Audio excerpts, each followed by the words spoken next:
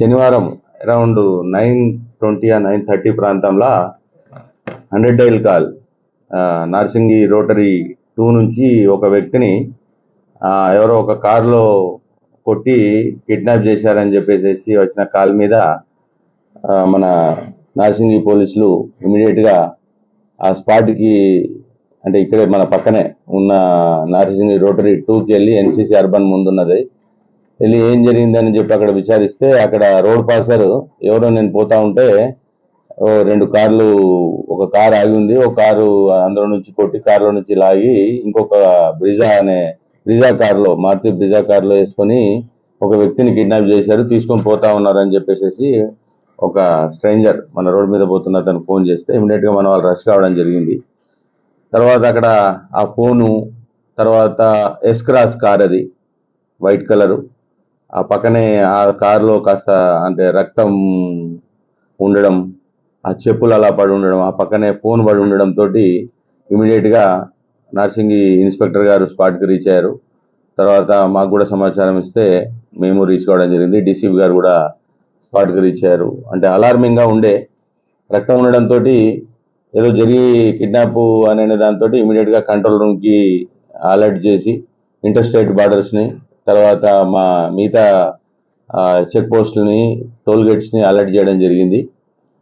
తద్వారా ఫోన్లో ఉన్న సమాచారం, ఫోన్లో అంతలోపల ఒక అమ్మాయి ఫోన్ చేస్తూ ఉంది, ఆ ఫోన్కి అగైన్ అండ్ అగైన్ ఫోన్ వస్తూ ఉంటే ఆ ఫోను ఇమీడియట్గా లిఫ్ట్ చేసి అడిగితే అది వాళ్ళ భార్యదిగా ఫోన్ మన వాళ్ళు ఐడెంటిఫై చేసి వాళ్ళు ఎవరు ఏంటి అనేది తెలుసుకుంటే ఈ శేషువర్ధన్ రెడ్డి నందికొట్కూరుకు సంబంధించిన వ్యక్తి, కొన్ని ఏళ్ళుగా మన దగ్గర హైదర్ షా కోర్టు బండ్లగూడలో ఉంటున్నారు. వాళ్ళ ఫ్యామిలీ వాళ్ళు ఎలక్ట్రానిక్ అండ్ ఈ గోల్డ్ బిజినెస్లో ఉన్నాడు 4-5 ఏళ్ళ నుంచి. అతనికి సంబంధించిన ఒక పార్ట్నర్, లేడీ పార్ట్నర్ కలిసి బిజినెస్ చేస్తూ ఉన్నారు. ఆ బిజినెస్ కార్యక్రమంలో భాగంగా ఈ మధ్య కొద్దిగా తేడాలు వచ్చి దాంట్లో చాలా మంది వ్యక్తులు ఆయనకు ఫోన్ చేస్తూ ఉండడము, అందులో ఒక క్రాంతి అనే వ్యక్తి ఈ మధ్య బెదిరించడం జరుగుతుంది. అతనికి సంబంధించిన రావాల్సినటువంటి 2.5 కోట్లకు సంబంధించిన లావాదేవీలు డబ్బులు ఇవ్వాల్సిందిగా బెదిరిస్తున్నాడు సార్, మరి అదేమన్నా జరిగి ఉంటుందేమో అని చెప్పేసి అనగానే మరి ఇమీడియట్గా స్పాట్కి రమ్మని ఆమె కూడా రావడం జరిగింది. ఆ విచారణలో భాగంగా మేము అలర్ట్ చేసుకుంటే ఈ vehicle Brezza car towards Kurnool national highway మీద వెళ్తుందని అన్నటువంటి ఇన్ఫర్మేషన్ మీద ఇమీడియట్గా మహబూబ్నగర్ పోలీసుని, తర్వాత గద్వాల్ డిఎస్పీ గారిని అలర్ట్ చేయడం జరిగింది. దాని మీద అడ్డాకుల పోలీస్ స్టేషన్ దగ్గరికి అప్పటికే ముందున్న షాద్నగర్ దాటిపోవడం జరిగింది వెహికల్.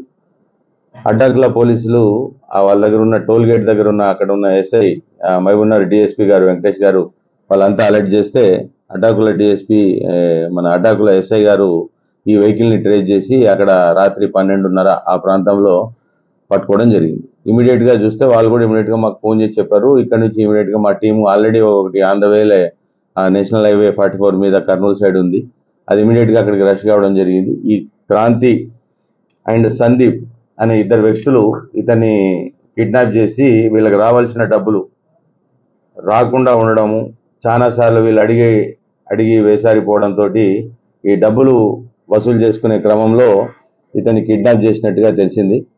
తర్వాత వాళ్ళని ఇమీడియట్గా మార్నింగ్ టైమ్స్ వల్ల మనం మళ్ళీ బ్యాక్ నార్సింగి పోలీస్ స్టేషన్కి తీసుకొచ్చి ఇక్కడ విచారణ చేస్తే వీళ్ళు ఎలక్ట్రానిక్స్ అండ్ గోల్డ్ ఫీల్డ్లో ఉన్నారు. ఫస్ట్ మాకు ఏసీలు సార్ 44,000 రూపీస్ ఏసీ మాకు ఆన్లైన్లో చెక్ చేస్తూ ఉంటే 35,000కు సప్లై చేస్తామని అన్నారు.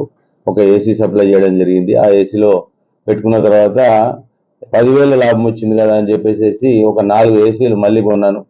ఆ 4 ఏసీలకు కూడా 10,000 అంటే ఒక 40,000 లాభం వచ్చింది. ఆ రకంగా ఏసీల బిజినెస్లో ఇతనితో పాటు నేను అసోసియేట్ అయ్యాను సార్. తర్వాత